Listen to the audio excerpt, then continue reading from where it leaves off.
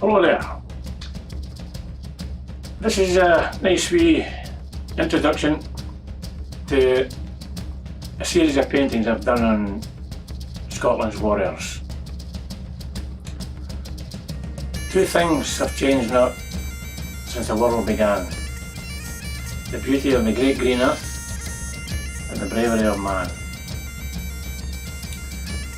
That was lines found written on one of the sleepers of the Burma Railway in 1944. Nobody knows who the author was, other than it was a British soldier. But it sums up perfectly the honest, determined mind of the Scottish soldier through these past 1,000 years of history. This is the first of a series of films, the paintings I've done of these Scottish heroes. The first three paintings, 1, 2 and 3, are landscapes. Highland landscapes. Have a look at them and tell me that Scotland isn't an absolutely beautiful creation. That creation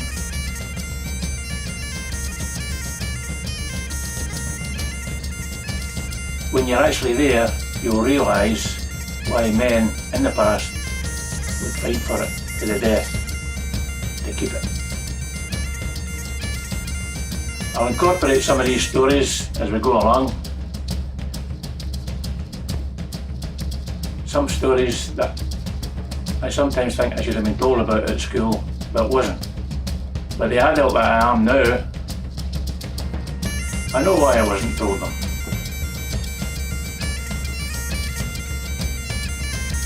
But some of the details you're about to hear, you'll probably find there will be some people who will say, I don't want to hear about that. I guarantee it, somewhere along the line. Going back to the 1200s, Alexander III was a good king of Scotland. Scotland was a prosperous place, a good place to be. There had never been any trouble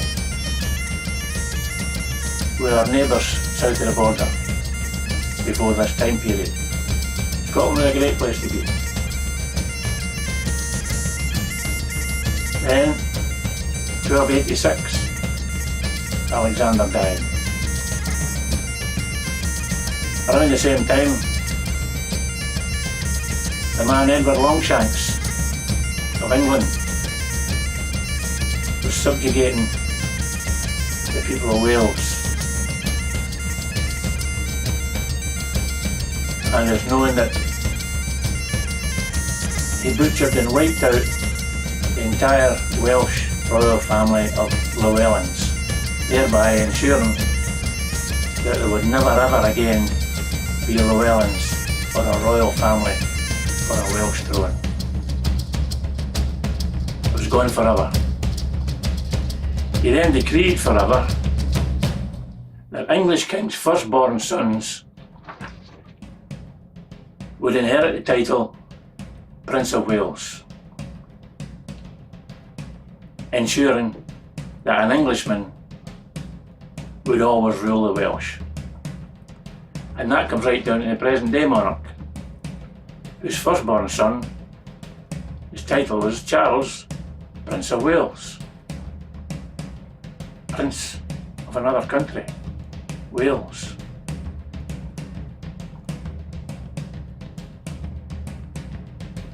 Can you imagine an Englishman being Prince of Scotland? It doesn't compute, and it never will. But that's what Edward Longshanks had in mind for Scotland.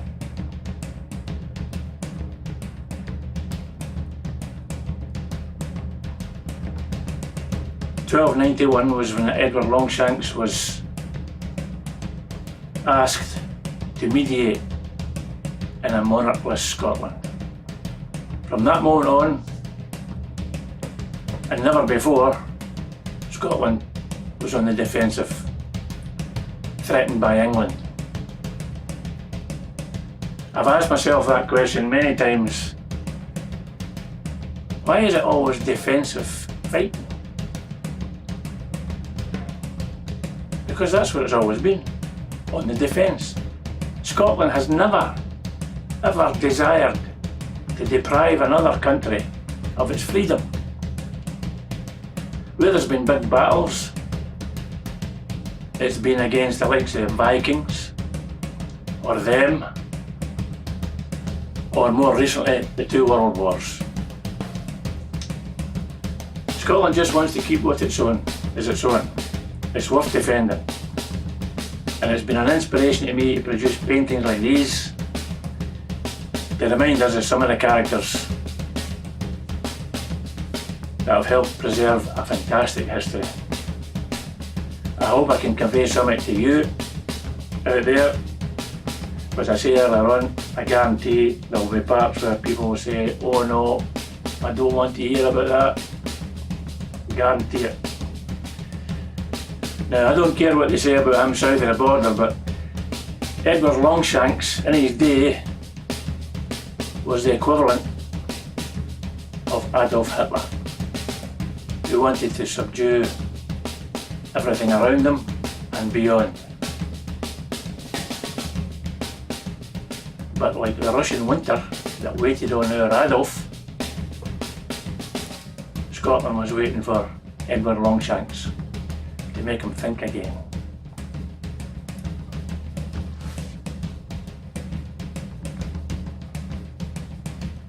And the man who started that process was William Wallace. He was the first. He had seen members of his own family and friends butchered by the invaders from the south. And the time had come for him to enter his name into Scotland's story. The number 4 painting along here is Wallace Swears on the Hilt. My old pipe major, Wilson Shaw, pointed me in the direction of the Scottish author Nigel Tranter. And the first 2 pages in the book, The Wallace, conjured up the first of many paintings in this story that I've done. I couldn't put the book down. And equally so, I couldn't stop for painting all these images that you're about to see. Wallace had finally had enough, and he swore on the hilt of the great sword that was it. There was no point in going back now. And he must have known within himself the brutal death that was waiting on him. With such his right and heart and passion, there was nothing left to lose, and nothing else mattered. The English Sheriff of Lanark had butchered his wife, Marion, and he would be the first of many to pay the price demanded by William Wallace. Number 5 painting coming up is Wallace and Andrew Murray. He became aware of more Scotsmen then who wanted to join with him. Prominent men like Sir Andrew Murray for the far north, even Robert Bruce before he became king, and his followers with him. Men would cross rivers and clan borders just to join up. Number 6 painting, you've got Wallace, Bruce, Douglas crossing the loch. They all came now, men like Douglas, Angus Og MacDonald, Thomas Randolph, Robert Keith. They all took note of what this common man was doing, and were gradually convinced that this was the way. Stirling Bridge was a horror show for Longshanks. He wasn't actually present at the battle. Like most of his kind, he reckoned the Scots would just roll over, or be rolled over like the Welsh,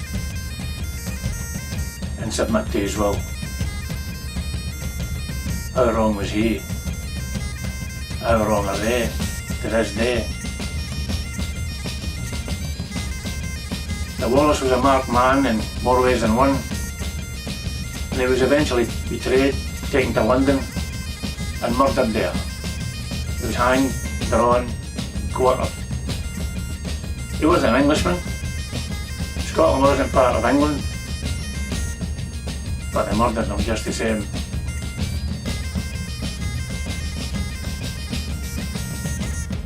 Just because he would never swear service to Edward Longshanks. Number 7, Peyton. Out of Scotland came Wallace, and out of Wallace came Bruce. Wallace had started the fight back, and after what they did to him, Bruce was even more certain of his path to the Scottish throne now. The greatest warrior king that Scotland ever had was waking up to his destiny. Number 8, Peyton. Robert Bruce, King of Scots. Bruce's men now would follow him to hell and back. If need be, men like Douglas and Keith.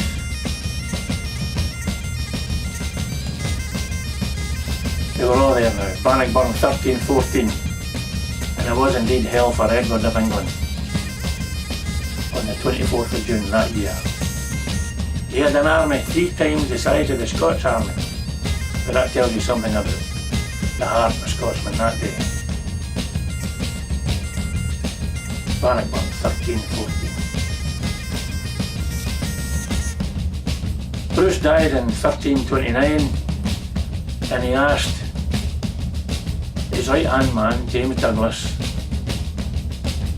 to take his heart and bury it in the Holy Land in Jerusalem, because he had an idea that he may have gone to the Crusades, but he obviously knew he wasn't going to make it now. But the request to Douglas to bury his heart in Jerusalem was started when Douglas, with his followers, made his way through Spain towards Jerusalem. And the Spanish king Alfonso, on hearing that the Scottish contingent were there, asked James Douglas if he would lend a hand in the upcoming fight against the Islamic Moors at the place called Teba in the south of Spain.